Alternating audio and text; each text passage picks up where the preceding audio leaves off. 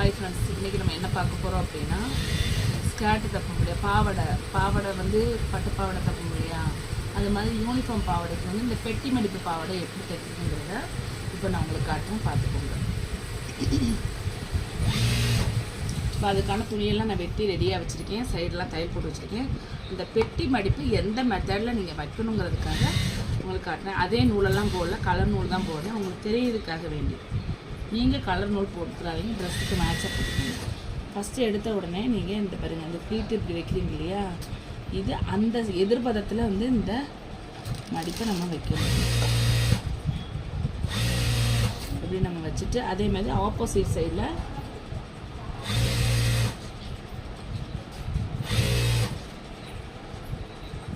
ஊசி இறக்கி வச்சுட்டு ஊசி முட்டுற அளவுக்கு நம்ம வந்து அந்த துணியை கொண்டு போய் இந்த மாதிரி வைக்கணும்.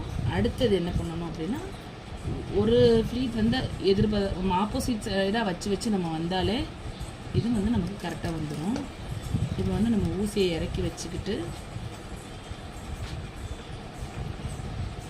திருப்பி வந்து இந்த மாதிரி ஊசி முட்டுற அளவுக்கு நம்ம வந்து இதில் வைக்கணும். இது பட்டுப்பாவடையில் தைக்கிறத விட நம்ம வந்து மிடி, யூனிஃபார்ம் இந்த மாதிரி தைக்கிறதுக்கு தான் வந்து இது நல்லாயிருக்கும். பட்டுப்பாவடையில் தைச்சா கூட அவ்வளோவா நல்லா இருக்காது. அப்படி தைச்சாலுமே இதில் டக் அடிக்க முடியாது. அதனால தான் வந்து இந்த மெத்தட் வந்து பட்டுப்பாவடைக்கு நல்லா இருக்காது.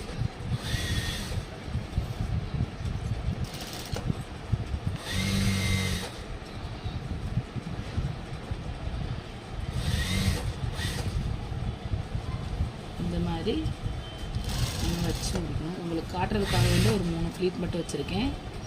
இதுதான் பெட்டி மடிப்பு பாவாடை. Okay, thank you.